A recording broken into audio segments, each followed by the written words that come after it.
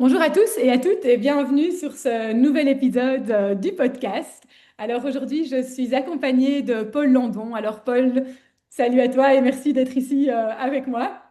Avec plaisir. Merci Caroline de Euh, ton invitation. Paul, je vais te laisser l'occasion de te présenter dans un petit instant parce que je voudrais d'abord expliquer aux auditeurs sur quoi nous allons intervenir ensemble. En fait, aujourd'hui, on vous propose quelque chose d'un petit peu différent que d'habitude, que nous avons appelé ensemble regard croisé sur. Et pour ce premier regard croisé entre la TMF, la thérapie myofonctionnelle, et l'IMP, l'intégration motrice primordiale. Pour ce premier regard croisé entre la TMF et l'IMP, nous vous proposons le thème du TDAH. Alors, c'est un peu le thème hein, par lequel nous allons commencer avec Paul. Euh, Paul, je vais faire une introduction sur ce fameux TDAH, je vais vous donner un peu des pourcentages, etc. Est-ce que peut-être d'abord tu peux te présenter aux auditeurs? Ah bah, ça tombe bien ce sujet-là parce que pour deux choses. Un, moi j'étais un enfant en difficulté scolaire. Alors à l'époque il n'y avait pas de diagnostic de TDAH, mais je devais aller toujours dehors, il fallait que je bouge, etc. Et puis j'ai même été déscolarisé, j'étais dans des écoles parallèles, etc.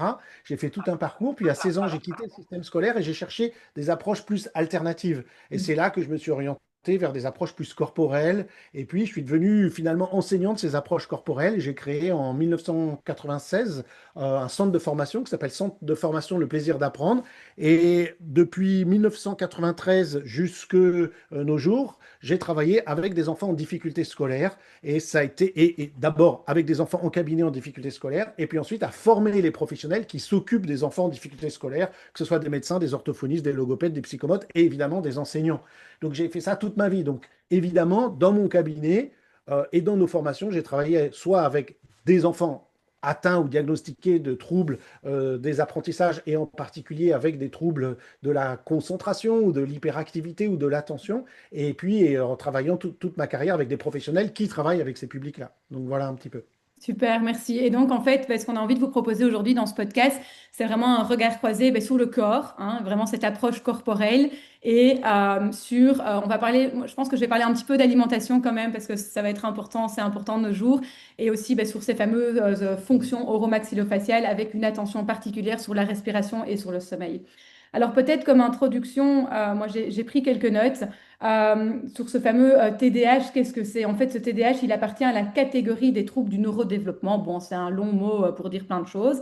Mais simplement, alors, il n'y a pas de limite d'âge, il n'y a pas de limite d'âge pour poser le diagnostic. Et comme tu l'as très bien dit, ça se caractérise par des symptômes d'inattention, le fait d'être distrait. Et donc, du coup, comme on est inattentif, on est distrait, on développe des difficultés scolaires et aussi parfois aussi des difficultés du comportement avec de l'hyperactivité, parfois même de l'impulsivité. Alors, pourquoi en parler aujourd'hui? Mais parce qu'en fait, quand on regarde un petit peu les prévalences, alors évidemment, elles sont différentes d'un pays à l'autre. Et moi, je donnerai quelques petites explications un petit peu plus tard pourquoi la différence entre ces prévalences, parce que je pense qu'elles sont intéressantes. Mais surtout parce que, en fait, les diagnostics de TDAH, ils explosent aujourd'hui. Ils ont en fait doublé ces dernières années. Il y a vraiment des chiffres, il y a vraiment des recensements de chiffres de prévalence qui montrent qu'on est vraiment, grosso modo, passé de 5 à 10% et qu'on retrouve également ce diagnostic de TDAH de plus en plus en fait chez les adultes. Et avec Paul, ce qu'on a envie d'ouvrir une discussion et d'essayer de comprendre le pourquoi. Alors moi, j'ai quand même quelques explications à donner par rapport à la respiration et le sommeil. Et donc, du coup, pourquoi est-ce qu'il y a cette augmentation? Paul, je suis sûre que tu as plein d'explications aussi de ton côté. Mais voilà, simplement déjà pour partir de ce constat, où c'est quand même un diagnostic qui est de plus en plus donné aux enfants et même chez les adultes. Et en fait, on va essayer de comprendre un petit peu pourquoi, comment. Alors, c'est sûr que le TDAH, c'est multifactoriel, hein. C'est pas, il se passe une chose et pouf, on est TDAH. C'est vraiment probablement un ensemble d'événements qui se passent et qui fait que voilà, l'enfant ou l'adulte va développer en fait ce trouble du neurodéveloppement. Alors, on va citer, il va y avoir il y a plein de causes. Nous, on va se concentrer sur certaines de ces causes, mais dans les causes citées, on peut citer, c'est sûr que le problème d'alimentation, hein, les petits déjeuners sucrés, le gluten, l'alimentation industrielle transformée, j'en dirai peut-être un petit mot tout à l'heure si j'en ai l'occasion. On va également citer dans les causes les problèmes de respiration et de sommeil. Là, on va y revenir beaucoup ensemble avec toi aussi, Paul. Alors le manque d'iode, le manque de fer, beaucoup d'auteurs en fait amènent une prédisposition génétique avec laquelle je ne suis pas tout à fait d'accord, je dois l'avouer. Euh, Parce que pour moi, en fait, ben, c'est tout un ensemble de facteurs environnementaux, alimentaires, de respiration, de sommeil. Ce sont des changements de nos comportements, en fait, qui vont amener à ces problématiques de TDAH et que pour beaucoup d'auteurs, il est plus facile de dire que c'est une prédisposition génétique en disant ben voilà, c'est une fatalité, c'est comme ça, alors qu'en fait, on va plus parler d'épigénétique et que l'épigénétique n'est pas du tout une fatalité. Donc voilà, alors oui, les métaux lourds, les pesticides, l'alcool, le tabac, l'environnement, la pollution, certainement les épiphases, enfin bref, toutes sortes de choses dans notre société qui fait que voilà, il y a probablement en fait une explosion des cas de TDAH. Bien sûr aussi le fait que l'on diagnostique mieux on a des protocoles maintenant qui n'existaient pas avant. Tu le disais, Paul, toi, voilà, tu n'as pas été diagnostiqué, mais voilà, tu as eu toutes sortes de difficultés qui fait que voilà, maintenant, la médecine a amené des protocoles où du coup, ben, maintenant, il est plus facile de diagnostiquer les personnes avec telle ou telle problématique. Euh, voilà un petit peu pour déjà une première pour planter le décor. Avant de parler respiration, Paul, est-ce que tu peux peut-être nous en dire un petit peu plus le lien entre cette difficulté d'apprentissage, ces troubles du comportement, le lien avec l'aspect corporel, l'aspect IMP? Toi, qu'est-ce que ça réveille en toi quand on parle de ça? Ça, merci de parler de ça parce que c'est vrai que la première chose qu'on peut voir chez une personne qui est diagnostiquée TDAH, c'est ce corps qui gêne beaucoup, surtout dans une société, une civilisation où la norme, c'est l'immobilité, c'est la sédentarité, c'est le fait de ne pas bouger. Puis on a ces enfants qui sont là, qui gesticulent, qui bougent, qui sont des piles électriques et qui sont là avec tout ce corps qui est gênant parfois parce que ce corps de l'enfant, on l'amène chez le médecin, on l'amène dans une salle d'attente, on l'amène dans les transports en commun, on l'emmène à l'école, et on a ce corps qui semble gêner. On a l'impression que ce corps n'est pas là pour aider l'enfant, mais est un problème pour l'enfant. Et, euh, et souvent, j'aime bien dire cette blague, c'est comme si les enseignants voudraient que ce corps, alors là je parle des corps des enfants en général, il soit laissé, tu sais, dans les petites classes à l'école ou dans les maternelles, on laisse à l'entrée de la classe le manteau avec l'étiquette de l'enfant. Bah, les enseignants, ils aimeraient bien que le corps il reste là, puis que l'enfant il rentre dans la classe qu'avec son esprit, comme si on n'apprenait pas avec notre corps, mais qu'avec notre esprit. Puis là, voilà que on voudrait que tous les enfants, et ça me fait rire parce que tout à l'heure j'avais ma petite fille que je gardais qui a 5 ans et qui disait: oh papy, tu sais, là je vais être sage comme une image. Je dis: tiens, on disait ça quand j'étais petit, on veut que les enfants ils soient sages comme une image. Une image, ça n'a pas 3 dimensions. Une image, c'est plat, c'est bidimensionnel. Il n'y a pas de corps. De corps. Donc on attend que les enfants n'aient pas de corps, ils soient un pur esprit. Et souvent dans notre société, on pense que apprendre, c'est une pure activité cognitive qui n'implique pas le corps. Or, justement, le TDAH vient mettre un peu un pied dans la fourmilière parce qu'on est obligé de composer avec ce corps de ses enfants comme s'ils ne maîtrisaient pas ce corps. Or, ce corps, il fait partie, enfin, il s'est développé à travers deux choses, à travers un schéma corporel et à travers ce que moi j'aime appeler la matrice réflexe, c'est-à-dire que quand le bébé vient au monde, il a des mouvements spontanés, réflexes qui l'aident à survivre, qui progressivement doivent justement laisser place à ce qu'on appelle la motricité volontaire. Autrement dit, le bébé, il doit procéder à une corticalisation. Et la corticalisation, ça veut dire, c'est ma capacité à contrôler mon corps, à faire un geste orienté vers une action. Or, chez l'enfant qualifié ou l'adulte, parce qu'effectivement, tu as raison de le dire, on a de plus en plus d'adultes qui sont qualifiés de TDAH, c'est comme si bah, ce corps, ce schéma corporel, bah, je ne le maîtrisais pas, comme si j'habitais pas mon corps d'une certaine manière. Alors, pour ceux qui ont accès, je peux projeter une petite diapo, mais je vais la décrire pour ceux qui ne font que de nous écouter en audio. C'est un schéma du schéma corporel tel que moi j'aime le présenter dans nos formations, qui est de dire que le schéma corporel, c'est 6 choses. Alors, on retrouve ce schéma corporel en psychomotricité, en psychologie, dans le domaine du sport, etc. Il y a l'équilibre et le contrôle postural, la mise en place de la latéralisation, les fonctions oromaxillofaciales, la respiration, la régulation du tonus corporel et la coordination. Et là, si on pense TDAH, on se dit, waouh, il n'y a aucun de ces points, enfin, comme si ce schéma corporel était impacté à tous les points. Équilibre et contrôle postural. Si on voit une personne qui a un trouble de l'attention, en particulier accompagné d'hyperactivité, ben c'est comme si ce contrôle postural, il fallait toujours que ça bouge, comme s'il était dans un déséquilibre permanent, au point même que certains professionnels vont parler de dysproprioception, tu vois, que chez les enfants en difficulté scolaire, on trouve une dysproprioception, comme s'ils n'avaient pas conscience de leur corps. Au niveau de la latéralisation, on a souvent des grosses difficultés, c'est-à-dire entre l'œil dominant, l'oreille dominante, la main dominante, le pied dominant. C'est comme s'il y avait un peu de la confusion dans tout ça, que l'enfant avait du mal à définir où est sa droite, où est sa gauche et à composer avec ses deux mains, ses deux pieds, ses deux oreilles et ses deux yeux. Au niveau des fonctions oromaxillofaciales, je vais te laisser en parler parce que ça, c'est ton sujet évidemment. La respiration, je te laisse aussi en parler, mais tout le monde peut observer que au niveau du tonus corporel et au niveau de la coordination, eh bien c'est là où on voit les choses les plus évidentes. On dit autrefois, moi, on ne parlait pas de TDAH, on disait il gesticule, il bouge, il est dynamique, etc., etc. Donc ce schéma corporel, si on en croit les définitions classiques de psychologie, psychomotricité ou quoi que ce soit, mais on voit qu'il est impacté globalement par les troubles autour de l'attention et l'hyperactivité. Alors évidemment, le premier réflexe, et puis je vais te redonner la parole, mais le premier réflexe, ce serait de vouloir contrôler ce corps des enfants en disant, voilà, contrôle-toi. C'est un peu comme une cocotte minute, et puis on voudrait boucher le trou là, et puis dire, on va boucher le trou parce que arrête de bouger tout le temps, arrête de gesticuler. Et puis tout ce que ça fait, en fait, c'est que ça va faire exploser la cocotte. Mhm. Donc, c'est vrai que la première réaction des gens, c'est de dire calme-toi, tranquille-toi, tranquillise-toi. C'est comme si on voulait le forcer à corticaliser.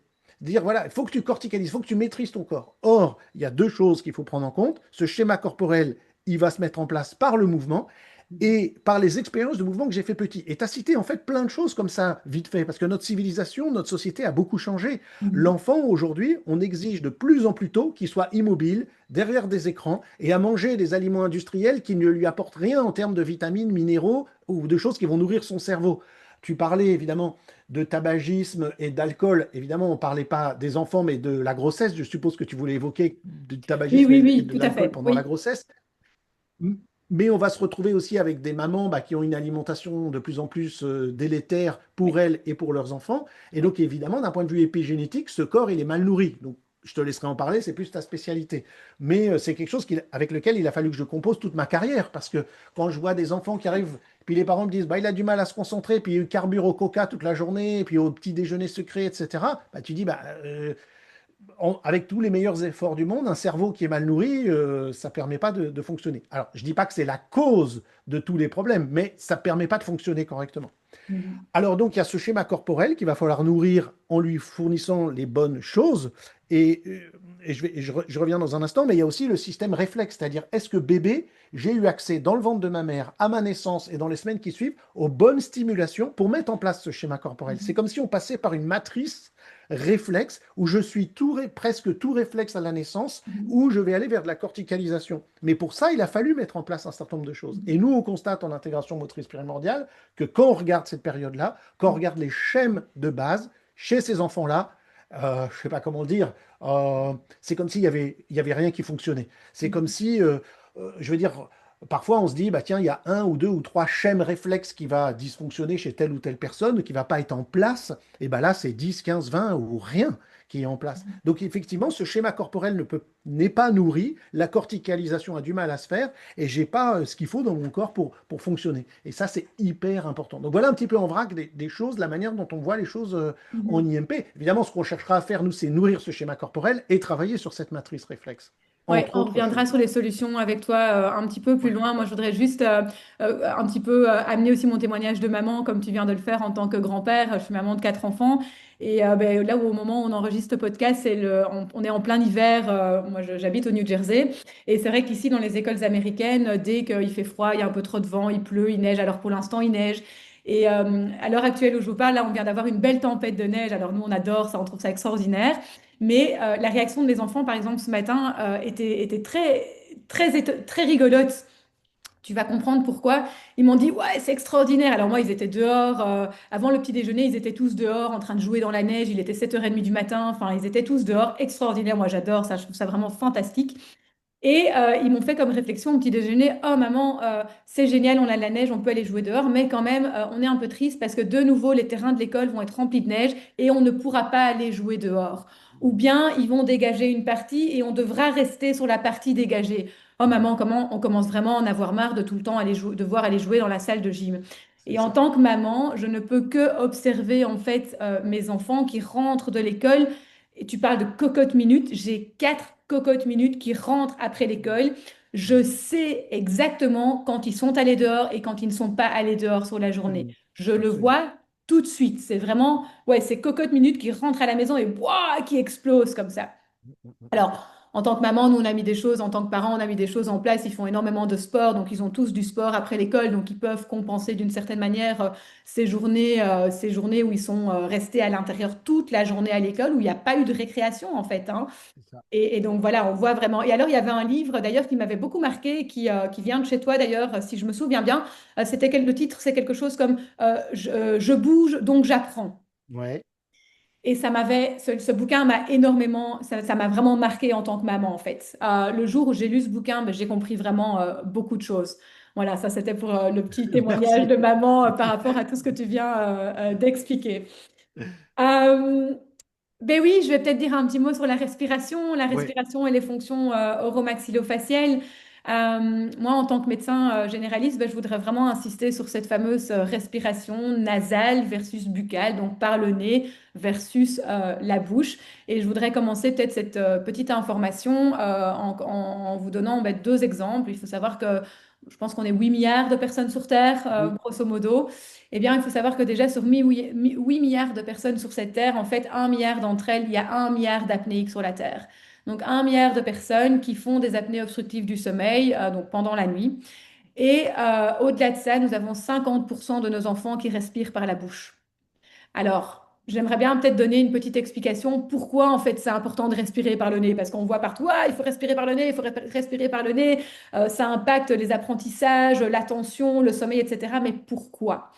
Eh bien, très simplement, j'ai envie de vous expliquer que c'est vraiment de par la respiration du nez que le corps va pouvoir fabriquer et faire circuler le fameux NO, l'oxyde nitrique, le monoxyde d'azote.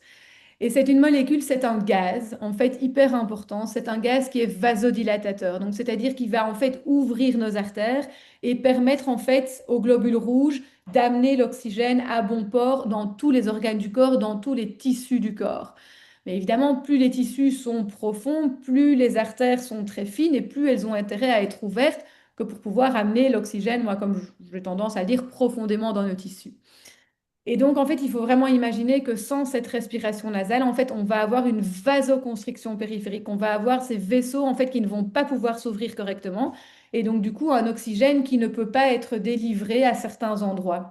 Avec cette expression d'hypoxie chronique intermittente, ça veut dire qu'il y a des endroits du corps qui vont souffrir d'un manque d'oxygène à certains moments, c'est-à-dire quand la personne est en respiration buccale. Et on comprend tout de suite, une fois qu'on comprend ça, on comprend tout de suite ô combien cette respiration par le nez, elle est importante en fait pour aller oxygéner ben, notre cerveau, entre autres, tous les organes de notre corps, mais aussi et surtout le cerveau, qu'on soit adulte, enfant ou bébé. Mais donc ça va être encore plus important chez les enfants qui sont en plein développement psychomoteur, qui sont en plein apprentissage. Et si on veut que nos enfants bénéficient de leur pleine capacité d'apprentissage psychomoteur ou bien d'apprentissage scolaire, il faut un cerveau en fait bien oxygéné. Et pour avoir un cerveau bien oxygéné, eh bien, il faut être 100% du temps en respiration nasale.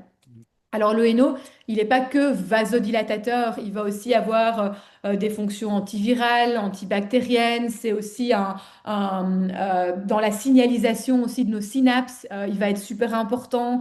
C'est aussi un messager en fait. Donc en fait ce NO, il a mais mille et une fonctions à travers notre corps et pour nous permettre également voilà, d'avoir moi ce que j'appelle cette pleine capacité d'apprentissage et de concentration.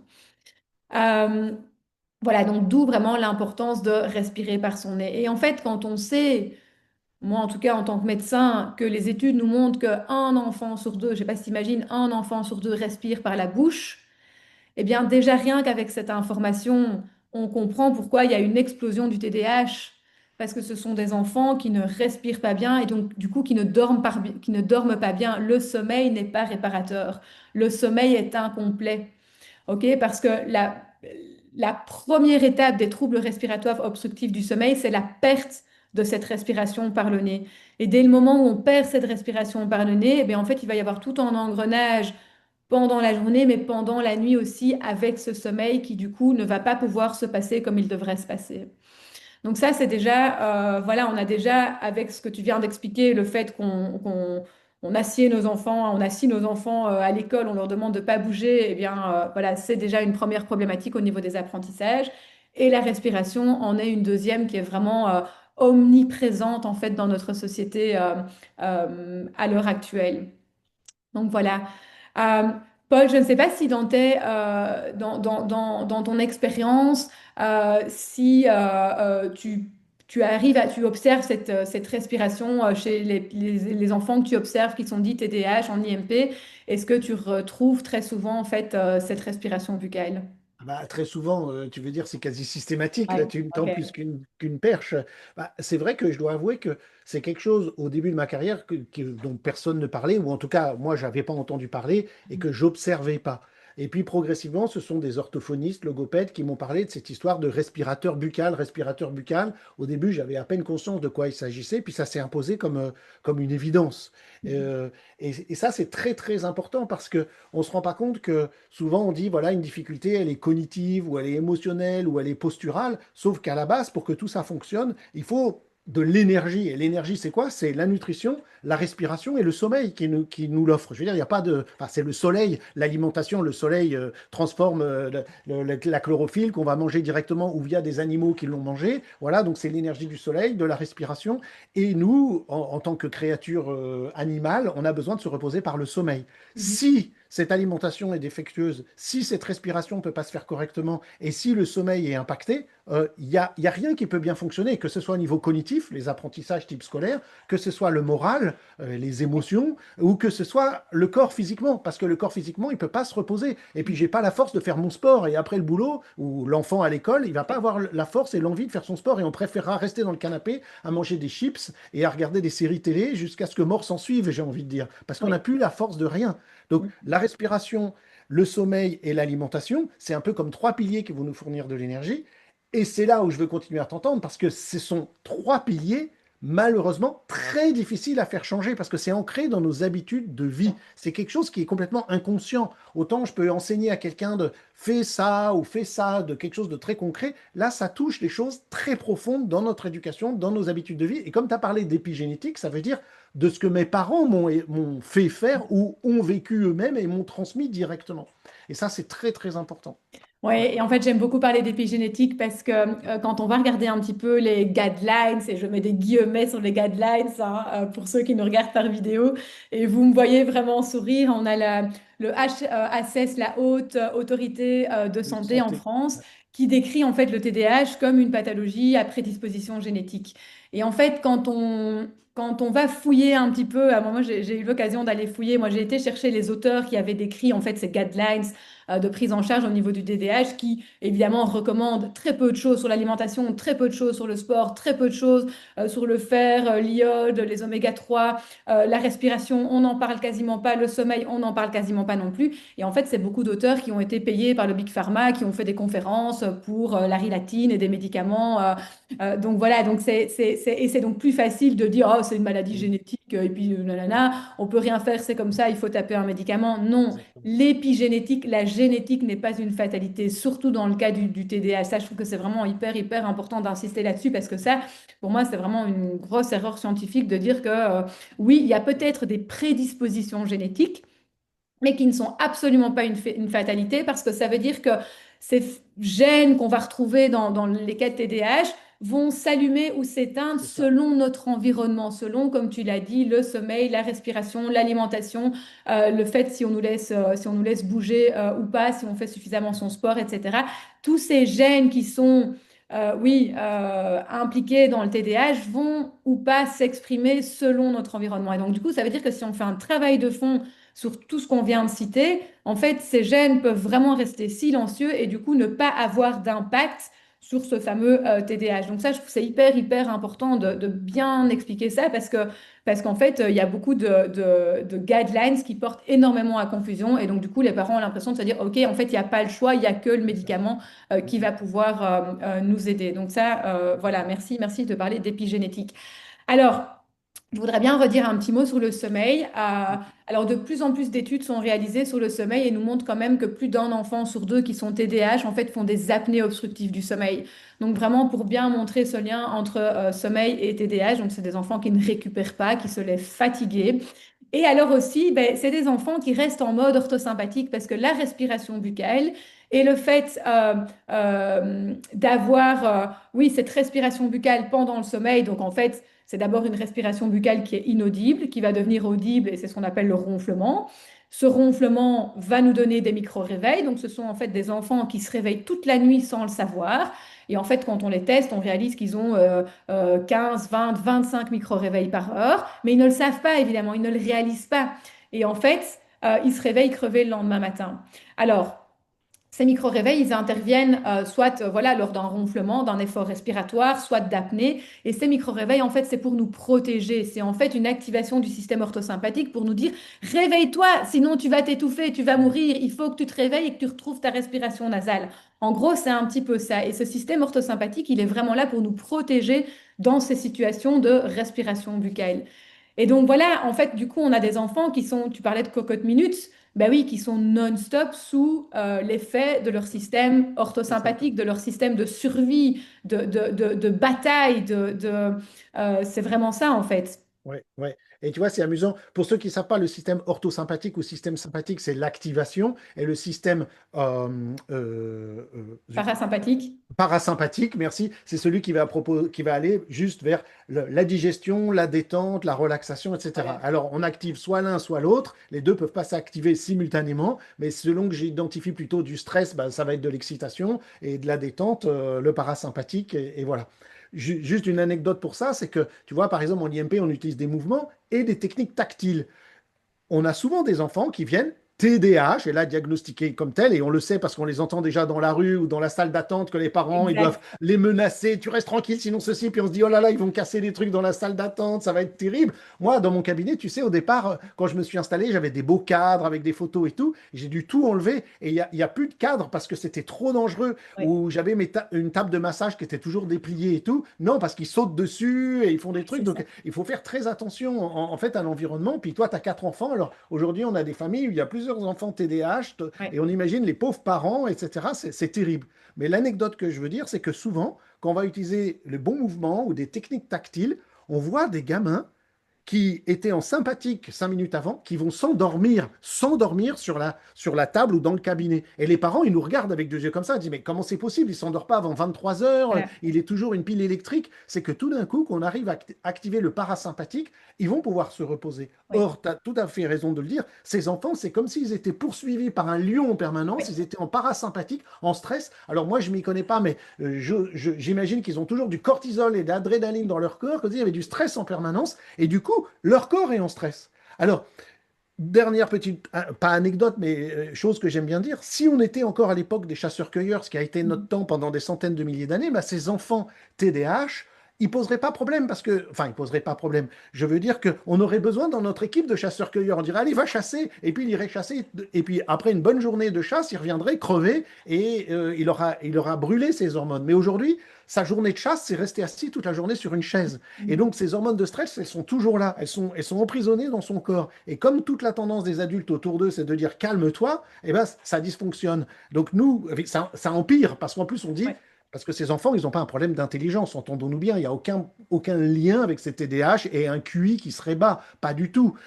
Et donc, ces enfants, comme on voit qu'ils sont intelligents, on dit, mais si tu voulais, tu pourrais, calme-toi, tu pourrais. Ouais. C'est que tu veux pas, sois attentif, fais un effort. Et en fait, ça dysfonctionne. Alors, je pense que de ce côté-là, c'est une bonne chose que maintenant il y ait plus de diagnostics parce que les parents savent, OK, c'est pas juste qu'il est pas sage comme une image, c'est Mhm. qu'il a un problème. Mais, et aujourd'hui, même certains parlent de handicap. Tu vois, maintenant, les médecins, ils disent c'est un handicap. Et ça sous-entend, on peut rien y faire et même dans certains cas, on ne doit rien faire parce que Mhm. c'est un peu ce qui est donné dans les guidelines. C'est comme pour les TSA, troubles du spectre autistique, on dit c'est handicap, Donc on doit rien faire parce que c'est comme ça qu'il est, c'est sa Mhm. particularité. Et je pense que c'est pas forcément une bonne idée quand on n'a pas exploré le terrain. Parce que tu vois, moi je vois des enfants qui sont TDAH, la seule chose qui va les calmer, c'est les écrans. Alors évidemment, Mhm. c'est facile parce que quand l'écran s'allume, l'enfant s'éteint, comme nous tous, parce que notre cerveau est hacké, Mhm.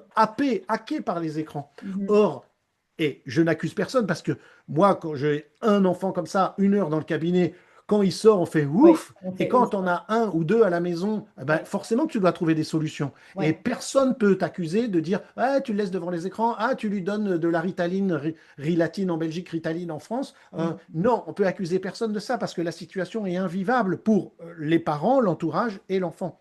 Mais il y a des choses qui peuvent être faites, qui peuvent aider. Et moi, je l'ai vu tout au long de ma carrière et on va continuer à en parler après. Mais Ouais, ouais. voilà des anecdotes que je voulais donner du fait que il y a des choses concrètes qu'on voit et qu'on sait et que c'est important. Bah, écoute, moi, je vais te dire quelque chose qui dérange énormément, mais bon, ce ne sera pas la première fois. Pour moi, la majorité des TDAH sont guérissables. Pour moi, la majorité des TDAH sont évitables. On ne devrait jamais étiqueter un enfant TDAH tant qu'on n'a pas observé sa respiration, son sommeil, son alimentation, la manière dont, voilà, comment ça se passe à l'école, hein. Est-ce qu'il y a trois récréations à l'école ou bien est-ce qu'il y a une récréation de 20 minutes? Les écrans à la maison et même à l'école aussi, parce que maintenant les écrans sont devenus omniprésents en milieu scolaire aussi.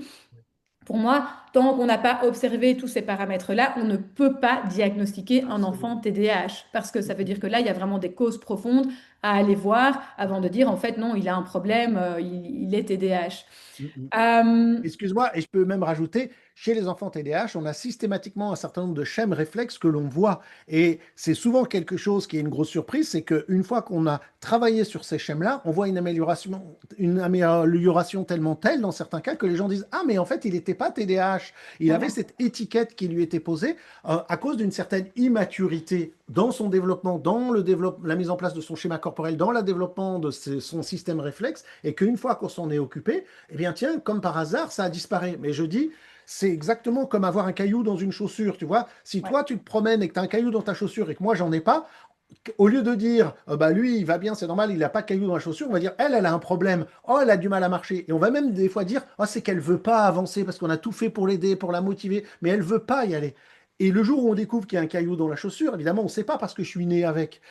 Eh ben, on dit, waouh, c'est un miracle. Mais non, ça n'a rien de miraculeux. Si Exactement. je fais des heures d'écran par jour, je bois que des sodas toute la journée, je dis pas que c'est la cause de tous les problèmes. Il y a eu des difficultés dans mon alimentation, un manque de respiration, pas de sommeil de bonne qualité, etc., un manque de respiration nasale.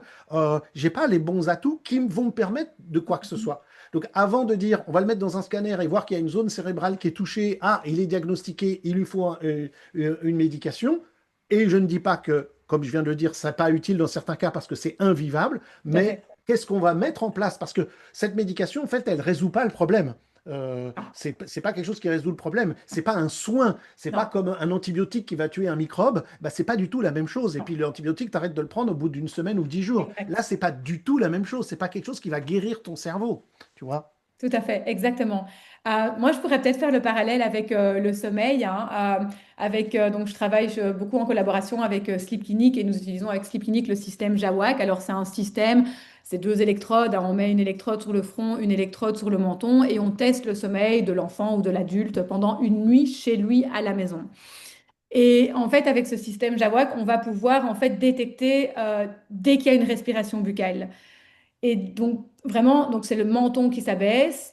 Et donc, en fait, on fait des mesures entre le menton et le front et qui nous donnent, en effet, si on voit que le menton s'abaisse, ben, du coup, on peut dire que la personne ou l'enfant est en respiration buccale. Et en fait, ce qu'il faut savoir, c'est que lorsque l'enfant est en respiration buccale, c'est pas parce qu'il est en respiration buccale qu'il fait déjà des apnées pendant la nuit. La simple respiration buccale, en fait, va mener à ce qu'on appelle de l'effort respiratoire. Et cet effort respiratoire, en fait, va déjà amener à des micro-réveils. Donc, c'est un enfant qui respire par sa bouche, peut-être qu'il ne fait même peut-être pas encore de bruit pendant la nuit et qu'on ne l'entend pas encore ronfler, on l'entend juste peut-être respirer un peu fort. Mais déjà, rien que ça peut mener à des micro-réveils qui, du coup, vont impacter, en fait, ben déjà, il y a cette respiration buccale qui va impacter l'oxygénation de son cerveau pendant la nuit qui va impacter les différentes phases de sommeil. Le sommeil va être moins récupérateur. Il se réveille tout le temps, il y a son système orthosympathique qui est activé, alors qu'il n'est même pas encore ronfleur, il n'est même pas encore apnéique. Et Mhm. donc, en fait, on est en train de réaliser avec Sleep Clinic et puis aussi avec d'autres études scientifiques qu'il n'y a pas besoin d'être apnéique pour développer des symptômes de TDAH. Déjà, cette respiration buccale, en fait, peut mener à des symptômes du TDAH suite à cet effort respiratoire et ces micro-réveils, et donc du coup, cette hypoxie chronique intermittente et cette suractivation du système orthosympathique. Et donc, en fait, il y a toute une série d'enfants et d'adultes qui passent à la trappe parce que les polysomnographies classiques ne vont s'intéresser que à l'index d'apnée-hypopnée. Donc, c'est-à-dire, ils vont compter le nombre d'apnées, le nombre d'événements respiratoires d'apnée-hypopnée sur une heure. Et donc, il y a toute une série d'enfants, ben, c'est zéro ou c'est peut-être un. Et on va dire aux parents, ah, vous inquiétez pas, il n'y a pas de problème. Et on n'a pas été voir les micro-réveils, on n'a pas été voir la respiration buccale. Et en fait, or, on est en train de réaliser que tous ces enfants qui respirent par la bouche, qui font des micro-réveils pendant la nuit, en fait, sont déjà dans une symptomatologie de TDAH. Et donc, beaucoup d'enfants vont se faire étiqueter TDAH. Ils ont eu une polysomnographie à la maison. On leur a dit non, non, c'est tout va bien, leur sommeil est nickel, ne vous inquiétez pas, madame, monsieur. Alors qu'en fait, leurs symptômes sont liés à cette fameuse respiration buccale et à ces micro-réveils qui n'ont pas été, qu'on n'a pas été voir.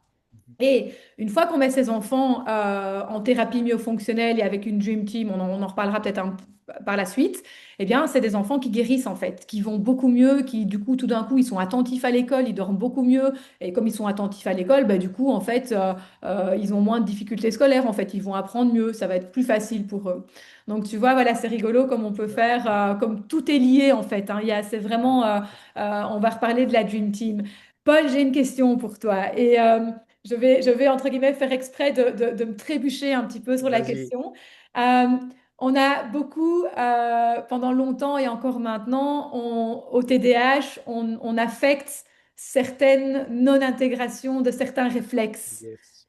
Est-ce que tu peux nous en dire un petit peu plus? Alors, on l'a bien vu avec déjà tout ce que tu nous as partagé, que bon, c'est un ensemble et c'est pas un, deux, trois réflexes, c'est vraiment toute la matrice dont tu nous as extrêmement bien développé en début de ce podcast. Est-ce que peut-être tu pourrais quand même nous dire un petit mot ou l'autre sur ces quelques réflexes dont on parle beaucoup et comment ils Ouais. affectent ces enfants Ouais. TDAH? Ouais, très bien. Merci, merci, merci. Alors oui, cette histoire de réflexes archaïques qui sont censés avoir émergé in utero, qui sont présents à la naissance et qui doivent s'inhiber progressivement pour laisser place à des schèmes plus matures, comme je disais, de corticalisation, donc c'est-à-dire du mouvement volontaire. Et classiquement, là, on parle par exemple de la lecture, de l'écriture, de la concentration, etc. Alors, la première chose qu'il faut dire sur ce sujet-là, c'est que beaucoup aujourd'hui, sur Internet, sur les réseaux sociaux, etc., on nous fait croire que les réflexes seraient la cause des problèmes. Tu vois, on va dire, et moi je l'ai vu, tiens, votre enfant est TDAH, si la cause c'était les réflexes. Et on va même citer tel ou tel réflexe qui serait Ouais. la cause d'un problème de TDAH. Et moi, ça me chipote. Alors, ça me chipote pour deux raisons. La première, c'est que les experts qui ont travaillé sur les réflexes, comme Svetlana Mazgutova en Russie ou comme Sally Goddard-Blight en Angleterre, ils n'ont jamais dit que les réflexes étaient la cause de quelque problème que ce soit. Ils ont dit que les réflexes étaient le symptôme d'une immaturité neuromotrice. Et donc, c'était super chouette de connaître les réflexes et de savoir les observer et les intégrer, parce que ça nous permet de voir que quelque chose n'a pas été en place à un âge donné. Et donc, évidemment, à ce moment-là, nous, on s'est toujours posé la question, et eux aussi, mais qu'est-ce qui fait qu'un réflexe n'est pas intégré? Et là, c'est très amusant parce que nous, c'est très facile d'évaluer des réflexes, et tout le monde peut apprendre à évaluer des réflexes. Et évidemment, c'est super intéressant pour des psychologues, des orthophonistes, des médecins de savoir évaluer les réflexes, parce que ça nous dit en quelques secondes, un, tiens, il y a une immaturité à tel et tel niveau, tel et tel schème n'est pas en place, donc ça veut dire telle ou telle partie de mon schéma corporel, bah, j'y ai pas accès, c'est pas bien en place. Et deux, surtout, au fur et à mesure que je vais intervenir par le mouvement, si je suis kiné ou psychomote, ou à travers une rééducation orthophonique, ou par de la médecine, ou par n'importe quoi en psychologie, ben, je vais pouvoir réobserver presque en direct, séance après séance, cette maturation, est-ce qu'elle se fait? Et donc on peut dire, tiens, l'intervention que je suis en train d'avoir avec cet enfant ou cet adulte, elle donne quelque chose ou pas? Je suis dans la bonne direction ou pas? Parce que l'immaturité est toujours là, ou au contraire, il y a une maturation qui est visible. J'avais des réflexes où j'avais 15 réflexes pas intégrés à tel niveau, 0% d'intégration, puis maintenant on a 25% d'intégration, 50, 75, et puis 100% d'intégration sur tous mes réflexes, ou la plupart de mes réflexes. Donc, il y a deux choses. Mais maintenant, ce qui est très amusant dans ce que tu dis, c'est que nous, ou si on regarde en Angleterre ou ailleurs, ils disent, mais qu'est-ce qui fait que les réflexes sont pas intégrés? Eh bien, je vais dire, Tu prends ce que tu as dit tout à l'heure, copier-coller, c'est-à-dire l'alimentation, la grossesse, le manque de mouvement, les métaux lourds, la grande prématurité, et toutes ces choses-là sont des facteurs qui font que, bah oui, il y a une immaturité neuromotrice. Ça veut Ouais. bien dire ce que ça veut dire. Le Dans sommeil mon et la développement, respiration, hein. bah, évidemment, dans mon développement, il a manqué des trucs. Donc aujourd'hui, ça se voit au niveau des réflexes. Alors ce qui est chouette, c'est que quand on sait quel réflexe précisément, on va pouvoir orienter plus les choses et faire des choses plus précises pour développer le schéma corporel. Encore une fois, ça ne pourra fonctionner que s'il y a deux choses.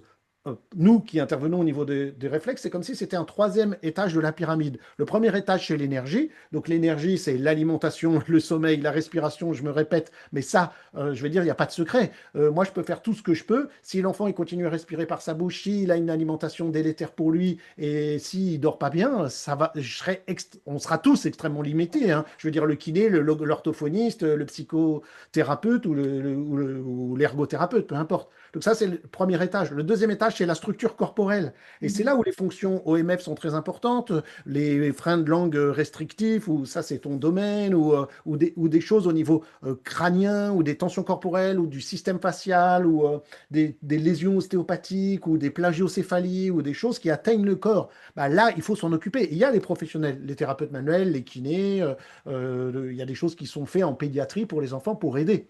Et puis ensuite, il y a comment se met en place la motricité à travers le système réflexe. Et nous, on intervient à ce niveau-là. Et là, on peut faire beaucoup de choses parce qu'on va pouvoir aller travailler ce schéma corporel à différents niveaux, que ce soit au niveau de la respiration, des fonctions oromaxillofaciales, au niveau de la latéralisation, au niveau de l'équilibre, du tonus musculaire et de la coordination. Donc, on va pouvoir jouer sur tout ça. Mais encore une fois, oui, on peut dire, il y a des réflexes, on peut les évaluer, etc. Mais encore une fois, ne nous y trompons pas, c'est pas la cause. Donc, ce qui compte, c'est ce que je vais faire avec les enfants. Je vais faire des stimulations vestibulaires, je vais faire du travail proprioceptif, je vais travailler l'équilibre, je vais travailler le tactile, je vais travailler la coordination, la régulation du tonus musculaire. Mais j'ai besoin de travailler avec des professionnels qui travaillent sur les tâches de la pyramide sommeil, alimentation, respiration et le niveau corporel, tension corporelle, difficulté corporelle qu'il peut y avoir. Donc voilà. Et j'ai envie de dire, après, au-dessus de la pyramide, bah, il y a toutes les rééducations de type l'orthophonie,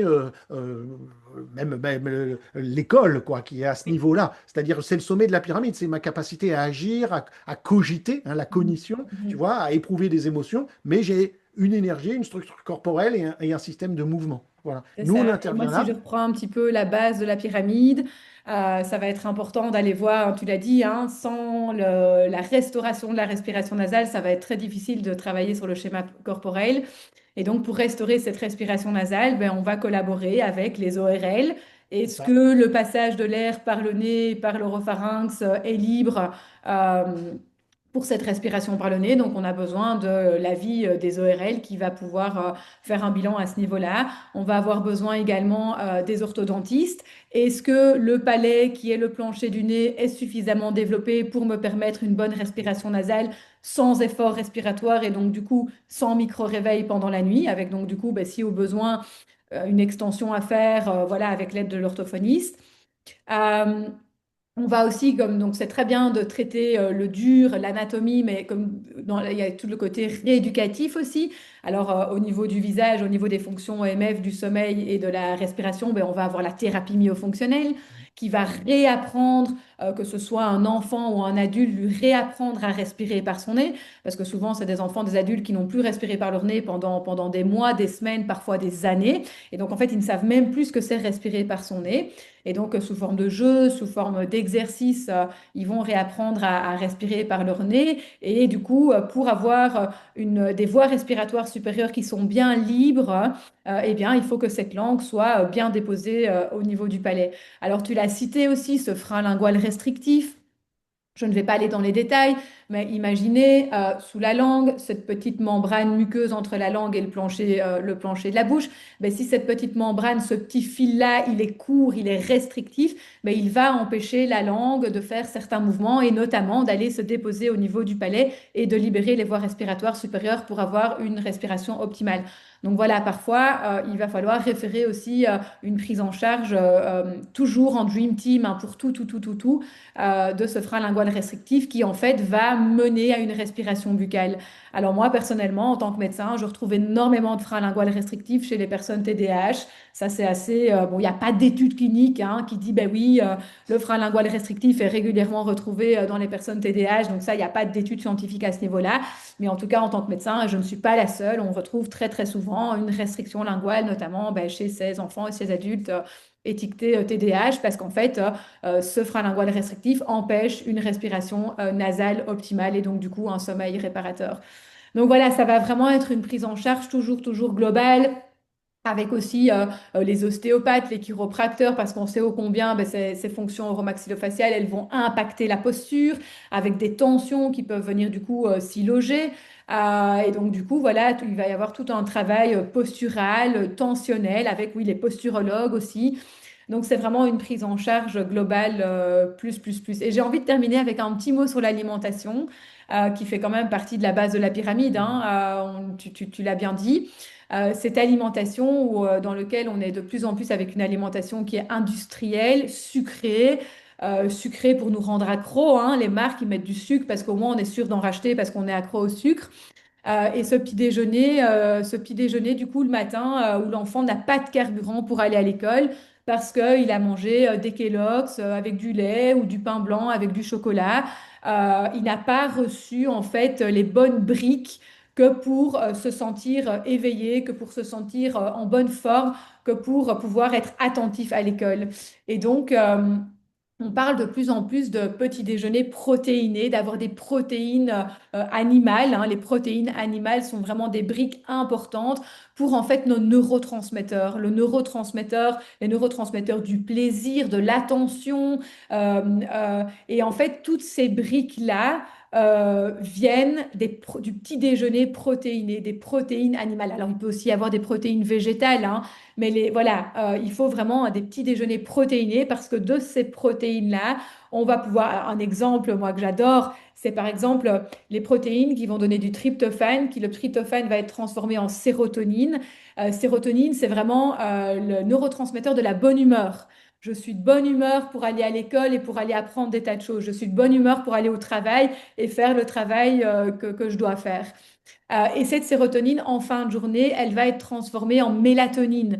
Mélatonine, ben, pour nous endormir le soir, pour nous calmer, pour se sentir apaisé. Entre autres, la mélatonine, elle a plein d'autres rôles aussi.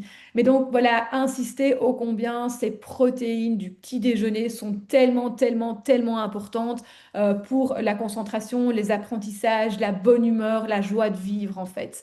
Et quand on voit ce que mangent les enfants aujourd'hui, ben, ça fait peur, en fait, Ça hein. va marcher. Ça Ah, peut ça pas fait marcher. peur, ça fait peur. Donc voilà, ça c'était. Et alors, ben, le sucre aussi durant la journée, ce sucre accumulé, ce sucre qui excite. En tant que maman, et puis je vais te laisser peut-être témoigner aussi, Paul, parce qu'à mon avis, t'en as vu beaucoup. Mais en tant que maman, lorsque mes enfants vont participer à un anniversaire, ben, évidemment, c'est de la pizza, c'est du gâteau hyper sucré. Ben, quand ils rentrent à la maison, ben, il y a cette cocotte minute qui explose, en fait, cette cocotte minute, en fait, remplie de sucre qui joue énormément, énormément sur le comportement et sur l'attention de nos enfants. Donc voilà, moi je suis très, très stricte à la maison. Il y a pas de sucre avant le goûter. Et encore, j'essaie vraiment de faire des goûters à index glycémique bas où il n'y a pas trop de sucre.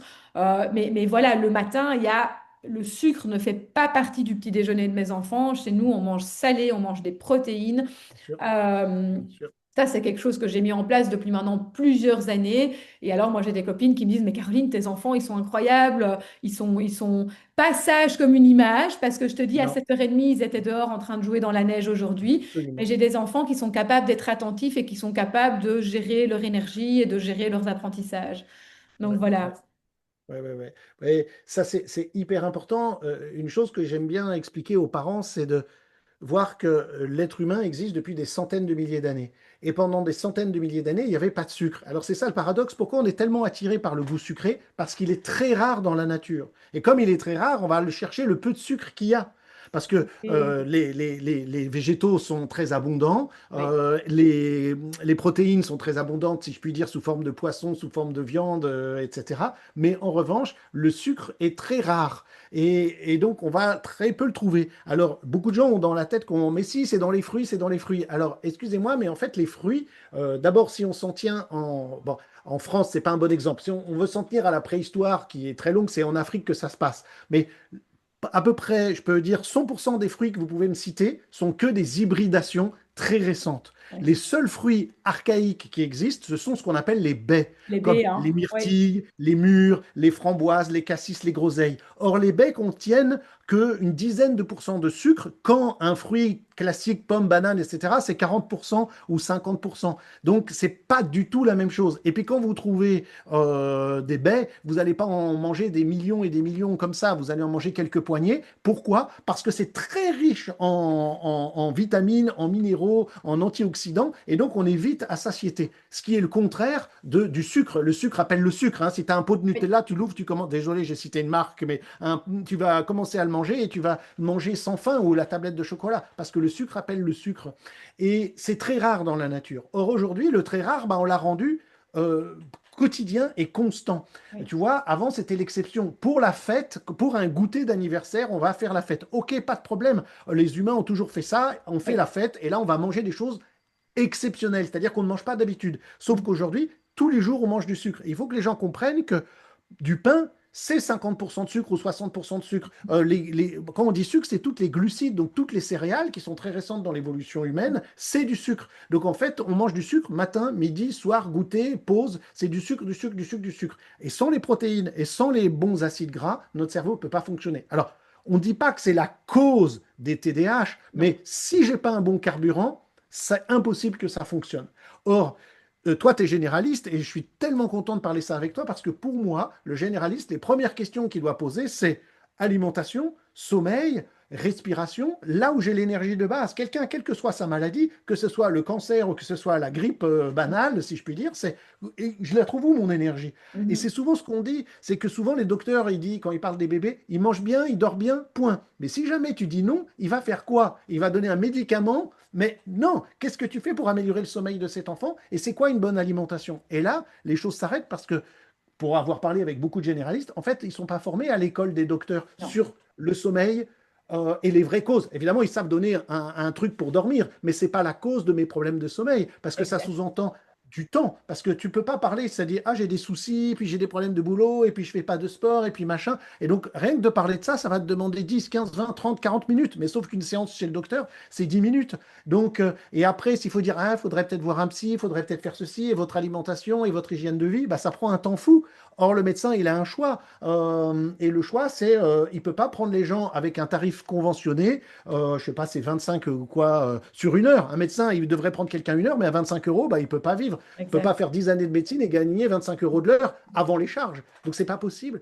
Donc, tu vois, c'est un peu pernicieux tout ce système parce que le médecin, qu'on disait le médecin de famille, c'est Mhm. celui qui est censé savoir qu'est-ce que je mange, comment je Oui. dors, quelle est ma vie, comment ça va au boulot, comment ça va à l'école. Eh, tiens, mes parents divorcent, ceci, cela. Comment s'est passée la grossesse? Puis ils m'ont suivi pendant la grossesse. Et puis, est-ce qu'il y a eu prématurité? Est-ce que l'accouchement a été déclenché? Je dis ça parce que tout ça sont des facteurs qu'on sait qui sont impliqués Oui. chez les personnes atteintes de TDAH, tu vois. Oui. Oui. Et hors ça, bah, on n'a pas le temps. Bah, alors c'est plus facile de donner un médicament qui va pas soigner le problème, tu Tout vois. à fait. Tout à fait. Tout à fait. Bon, je Paul? m'avance là où je suis pas qualifié, hein, et Non, non, mais je te passe absolument. le. En tant que médecin, je peux témoigner que jamais à l'université, on m'a parlé d'alimentation, de sommeil, de respiration nasale versus buccale. Tout ça n'a jamais fait partie de mon cursus universitaire médical et que ce sont des choses que j'ai appris ben, sur le tard, hein, sur le tas comme ça avec mes enfants, parce qu'en tant que maman, j'ai voulu en fait trouver pour eux des solutions pérennes de choses que je voyais en fait dans mon quotidien et de choses que j'ai vécues, notamment ça a démarré avec l'allaitement pour moi, mais qui ont continué avec mon fils qui à un moment donné il a grandi, il n'arrivait pas à dormir, enfin et donc voilà donc tout ça vraiment n'a pas du tout fait partie de mon cursus médical, c'est vraiment moi ma casquette de maman qui s'est interrogée et qui a C'est vraiment ça. voulu trouver les meilleures solutions pour ses enfants en fait. Donc voilà. C'est ça, c'est Paul, ça. merci, merci, merci pour ben, ce regard croisé. Moi, je trouve ça vraiment génial parce que maintenant, on le sait, hein, en médecine, quand il y a quelque chose, un symptôme, le symptôme, c'est pas un médicament, un bandage, c'est toujours une approche multidisciplinaire qui va aller traiter ben, les racines profondes de chacun de ces symptômes. Et c'est un petit peu ce qu'on vient de faire ensemble avec nos deux regards croisés, avec nos professions qui sont différentes.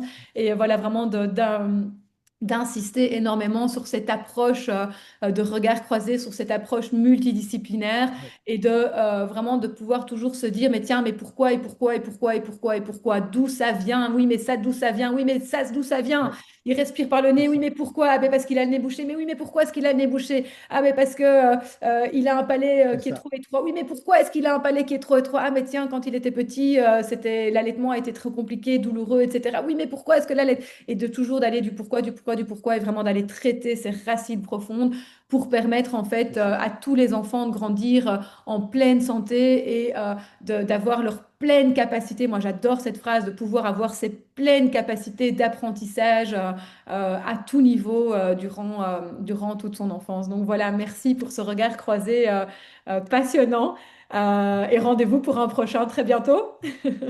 Et-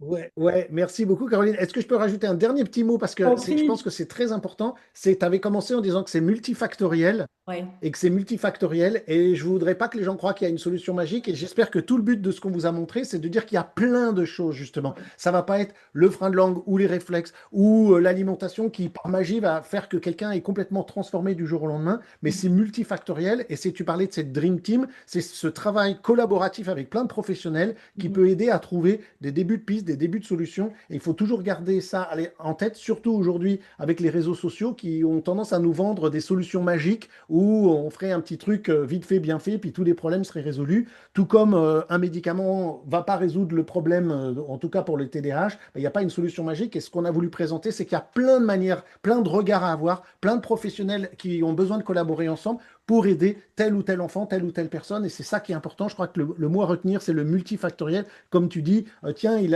a du mal à respirer. Pourquoi il a du mal à respirer par son nez? Qu'est-ce qui se passe? Est-ce qu'il a été allaité, l'accouchement, la naissance, le machin, le truc? Et que c'est en discutant avec tous ces professionnels qu'on va pouvoir mettre tout ça en place et trouver des tas de pistes pour aider. Et c'est chouette. Donc merci de m'avoir invité. En tout cas, je suis très touché. C'était très très chouette de parler avec toi. Et puis c'est très frustrant parce que on se dit on a survolé le truc, on a donné des petits trucs comme ci comme ça, et on pourrait en parler pendant des heures et faire intervenir plein de collègues à nous et faire une semaine entière qu'on n'aurait pas encore abordé Oui, exactement. Mais tous moi, j'ai les peut-être aspects envie de de terminer cela, aussi quoi, sur le de cette fait que thématique. Alors merci c'est à toi. une conversation qui est pleine d'espoir, avec vraiment des solutions pérennes qui existent, et de dire que oui, vraiment, il y a plein d'espoirs. Tous ces enfants qui sont en train d'être étiquetés TDAH, ils peuvent réellement tous guérir. Comme tu l'as dit, c'est pas un chemin facile parce que c'est un tas de choses ensemble, mais il y a vraiment, en fait, en traitant les racines profondes, cette possibilité de guérir. Moi, j'ose vraiment le dire. J'ai pas peur de le dire parce que voilà, déjà je l'ai vu autour de moi, mais parce que voilà, quand on comprend les racines profondes de quelque chose, ben, ça veut dire qu'on peut agir et on peut vraiment guérir de manière pérenne. Merci Paul, merci, merci, merci, et à très bientôt pour un prochain Merci regard beaucoup. croisé.